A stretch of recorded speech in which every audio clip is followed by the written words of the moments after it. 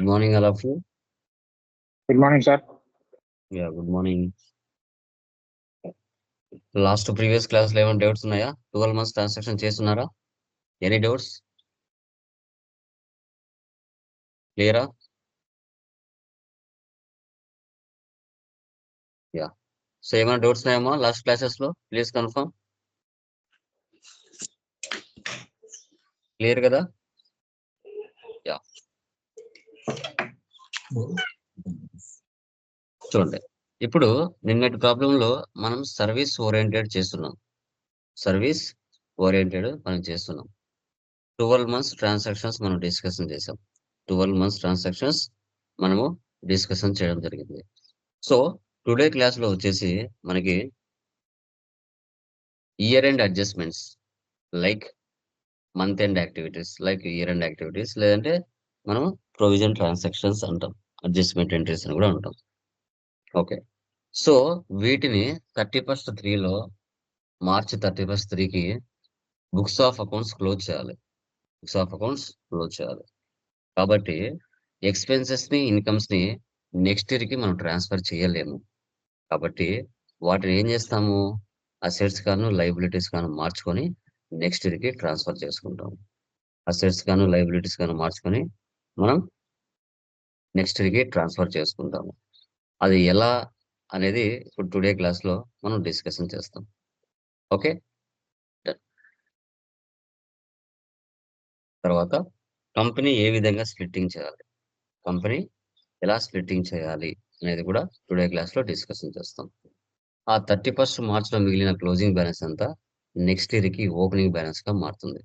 Next year కి opening balance గా మారుతుంది. దాన్ని ఎలా ఎంటర్ చేసుకోవాలి అనేది కూడా మనం చూస్తాం. ఓకే. ఇవన్నీ చాలా ఇంపార్టెంట్. ఓకే, గుర్తుపెట్టుకోండి. మార్చికి సంబంధించిన ప్రాఫిట్ అండ్ లాస్ రావాలి అంటే ఈ provision or adjustment entries on 31st March ఇవన్నీ ఎంటర్ చేయాలి. అసెట్స్ మీద డిప్రిషియేషన్ తీయాలి. ఓకే. సో ఏవేవైతే ఏమి పెండింగ్ ఉన్నాయో అవన్నీ కూడా 31st March లో చేసేసేయాలి. కొన్ని ఇంపార్టెంట్ పాయింట్స్ కూడా మనం డిస్కషన్ చేద్దాం. ఓకే. టాలీ ఓపెన్ చేస్తున్నాను.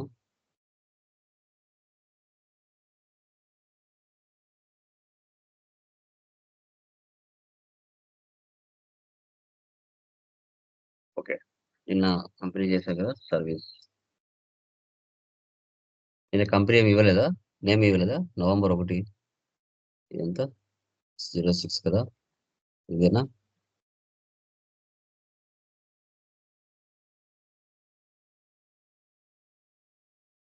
Okay, done. ఇప్పుడు నిన్న ఏ కంపెనీ అయితే ఓపెన్ చేసామో దాన్నే ఎగ్జిస్టింగ్ కంపెనీ ఓపెన్ చేశాను. ఇప్పుడు ఓచర్లోకి వెళ్ళండి. F7 జర్నల్లోకి వెళ్ళండి. 31st 3 డేట్ తీసుకుందాం. అన్ని F7 లోనే ఇవ్వాలండి. ఓకే. సో ఇక్కడ చూడండి, raised and invoice 20,000 and Farooq marketing for consulting fees. Okay. All to C Farooq marketing.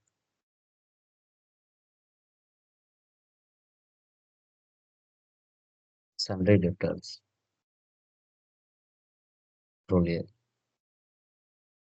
20,000 consulting fees. తర్వాత రెంట్ 2,500 రెంట్ పేమెంట్. ప్రొవిజన్స్ చూడండి, payables rent payable. Okay.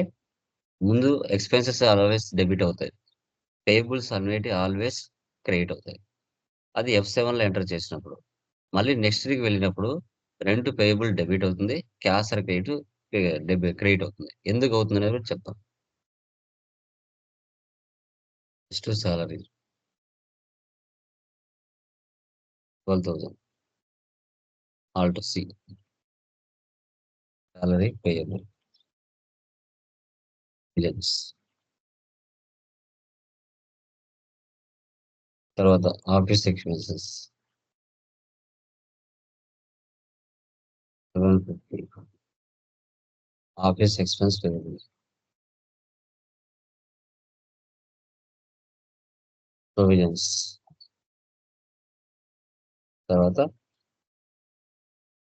Eligible 690 telephone bill expenses.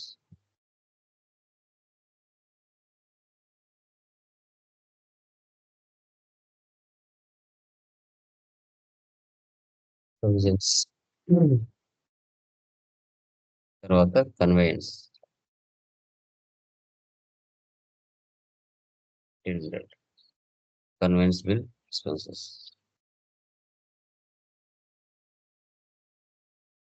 Provisions. తర్వాత cab hiring, రాజర్ office, electricity expenses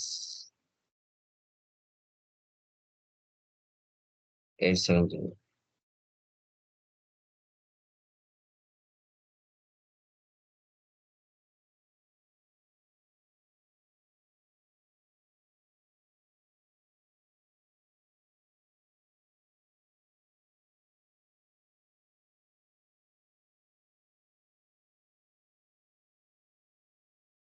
తర్వాత depreciation.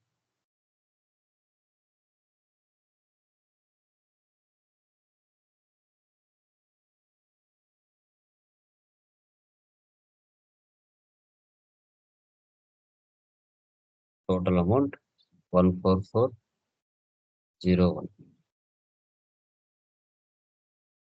Computer 5610. Phone 1154.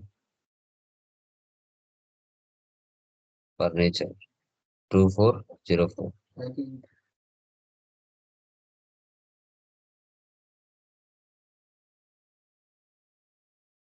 తర్వాత air conditioner 3205. Electrical fittings 1442. Office equipment 586. Assets మీద మనం year depreciation తీయాలి. అది నువ్వు పెట్టుకున్న పర్సంటేజ్ బట్టి ఉంటుంది. Next magazine subscription expenses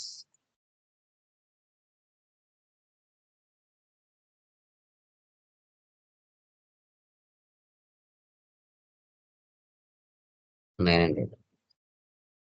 prepaid magazine అని ఆల్రెడీ మీరు 6th మంత్లోనో 7th మంత్లోనో తీసుకుంటారు. Next insurance expense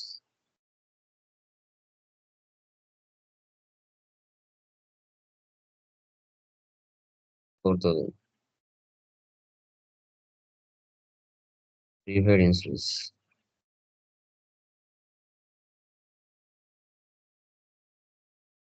income tax expense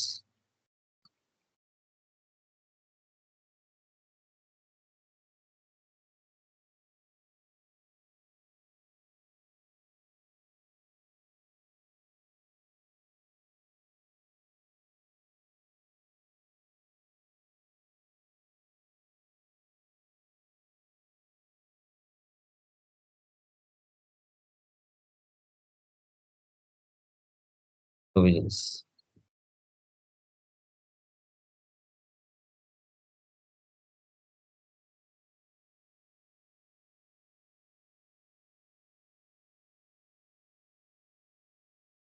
stock of stationery reverse enter చేసుకోవాలి, ఎందుకని చెప్తాను.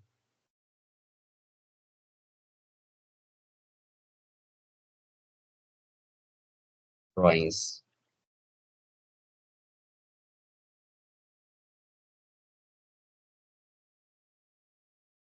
క్యాపిటల్ ఇంతవరకు చేయాలి. ఇంతవరకు చేస్తే మీకు 208659 ఈ వాల్యూ వస్తుంది.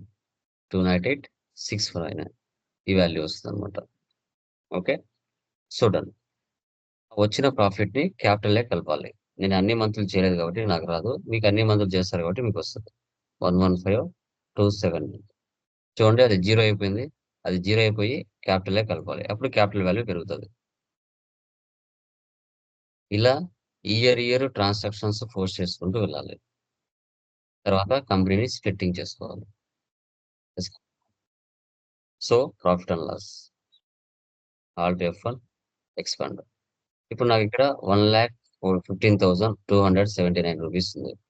ఓకే, బ్యాలెన్స్ షీట్ ఇక్కడ 4,61,889 ఉంది. ఈ వాల్యూస్ కంపెనీ స్ప్లిట్టింగ్ చేసిన తర్వాత ఇక్కడ ఓల్డ్ కంపెనీలో ఉన్న డేటా మొత్తం న్యూ కంపెనీలోకి వచ్చేస్తుంది. ఓకే, ఇప్పుడు కొన్ని రిలేటెడ్ మీనింగ్స్ చూడండి. పేజ్ నెంబర్ 12 రండి. Transfer the stationery amount 5,000 to the stock of stationery. Stationery is the expense ledger. Expense and income ledgers will not transfer to the next year. Asset and liabilities only transfer to the next year. So we have to transfer the stationery expense ledger to stock of stationery, which we have to create under current asset group. It is a journal voucher.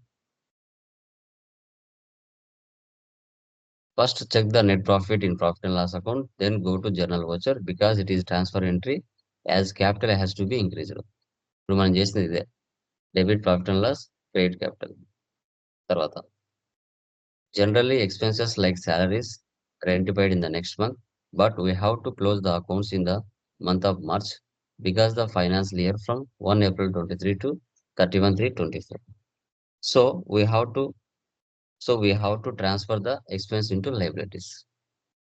ఇప్పుడు మనం rent debit, credit payable create చేసాం. Company splitting చేసిన తర్వాత in the next financial year we have to pass the rent entry like this. Debit rent payable, cash or credit మనకి credit అవుతుంది. Like this, we have to pass all the expenses like salaries, electricity bills. Okay, ఇప్పుడు company splitting చేద్దాం. 4,61,889 రూపాయలు ఉంది. Okay, ఇప్పుడు మనం data split data ఇక్కడ finance లేరు ఇవ్వాలి. 1 April 25 ఉండాలి. మీరు ఏది పడితే ఆ డేట్ ఇవ్వకూడదు. This will be set as the finance year beginning date for the new company. You can select a date between 2 April 24 and 1 April 25. Recommended date is 1 April 25. Okay, ఇప్పుడు already ఒక company ఉంది. ఇప్పుడు split చేస్తే 2 కంపెనీలు ఏర్పడతాయి. ఒక company delete చేయాలి, second company. Yes, company splitting చూడండి, ఇక్కడ 2 కంపెనీలు జనరేట్ అయినాయి. 24 అనేది డిలీట్ చేయాలి, 25 అనేది పెట్టుకోవాలి. ఇక్కడ నో వోచర్స్ అంటే ఇది కొత్త కంపెనీ, ఆల్రెడీ 24 అంటే అది ఓల్డ్ కంపెనీ, దానికి పైన ఉండేది ఆల్రెడీ ఓల్డ్ ఉంది. సో కాబట్టి వీటిని ఆల్టర్ చేసుకోవాలి. మధ్యలో కంపెనీ ఓపెన్ చేయండి, alt D, D for Delhi. ఏ సంవత్సరంలో ఆ సంవత్సరం మనం పెట్టుకోవాలి. కంట్రోల్ రైట్ యారో, ఇది వచ్చేసి 24, 25. Control A, save. ఇది వచ్చేసి కంట్రోల్ రైట్ యారో, 25, 26.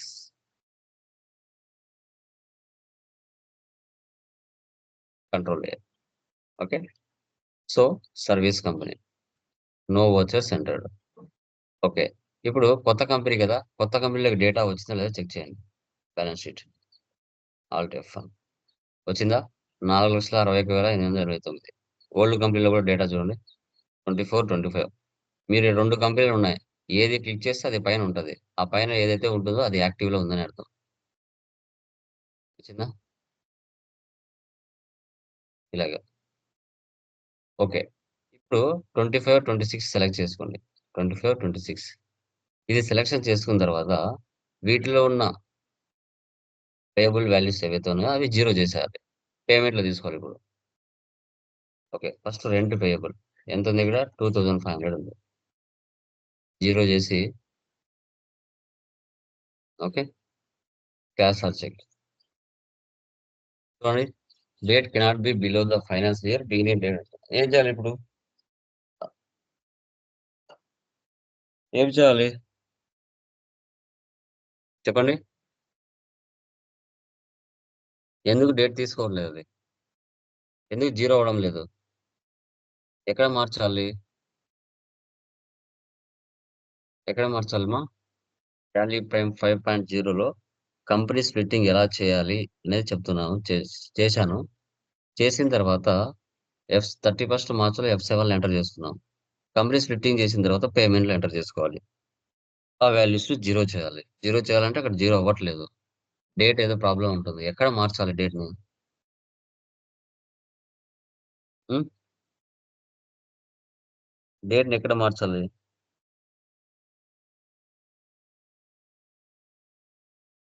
చెప్పండి. డేట్‌ని ఎక్కడ మార్చాలి?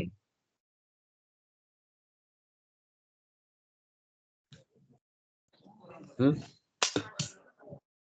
సార్ ఆల్ట్ అప్ ఇస్తే డేట్ చేంజ్ అవుతుందేమో కదా సార్. ఇక్కడ ఏ ప్లేస్‌లో మార్చాలి? ఆల్ట్ F2ని ఎక్కడ మార్చాలి? ఇదే క్వెషన్ ఇంటర్వ్యూలో అడిగారు. ఏం చెప్తారు సమాధానం?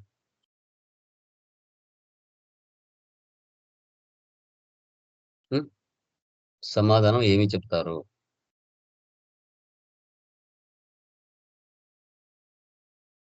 సో, అప్పుడు ఇది మన కంపెనీ స్ప్లిట్టింగ్ చేశాం.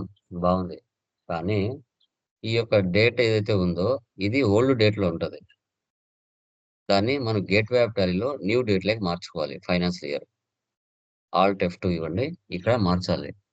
1/4/25 టు 31/3/26 ఇక్కడ మారిస్తే అప్పుడు ట్రాన్సాక్షన్స్ పోస్ట్ అవుతాయి. Rent payable 2500 cash. Salary payable 12,000 ఇలాగా. ఎలక్ట్రిసిటీ చార్జెస్ పేయబుల్ 870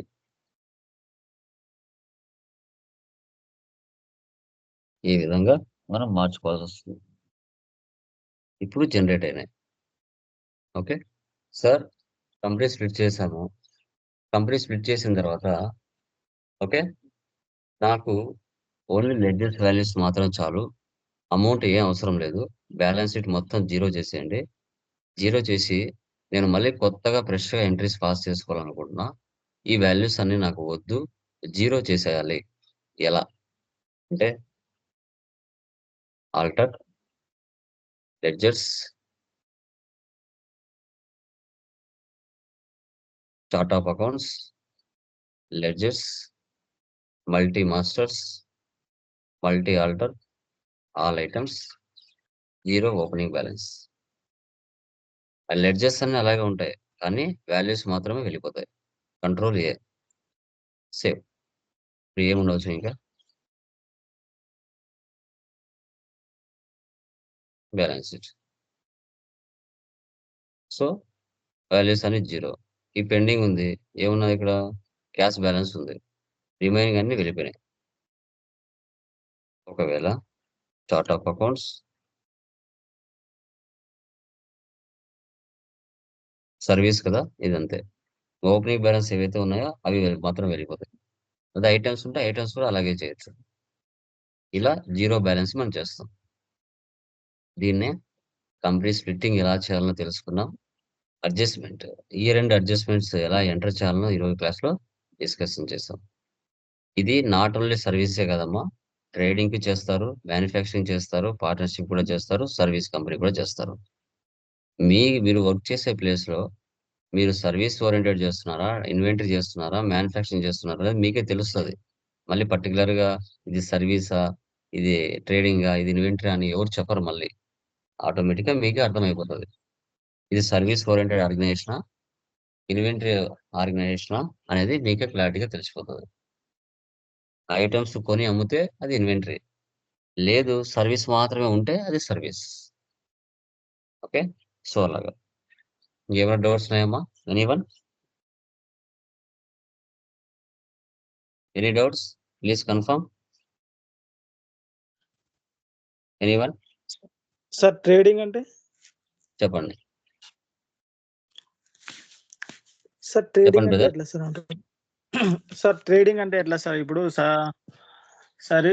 సర్వీస్కి వచ్చేసి ఐటమ్స్ కొని అమ్మితే కూడా మనకు ఈ ట్రేడింగ్ అవుతుంది కదా సార్. ట్రేడింగ్ అన్నా ఇన్వెంటరీ అన్నా ఒకటే. Okay sir. ఓకే. కొని అమ్మడాన్ని ట్రేడింగ్ అంటారు అంతే. దానికి మరో పేరు ఇన్వెంటరీ మేనేజ్మెంట్. ఓకే. ఇంకెవరికైనా డౌట్స్ ఉన్నాయమ్మా? Anyone please confirm. Clear? Yeah, done guys. Clear. అవి చేసేయండి. టుమారో ట్రేడింగ్ స్టార్ట్ చేద్దాం. Okay, bye guys.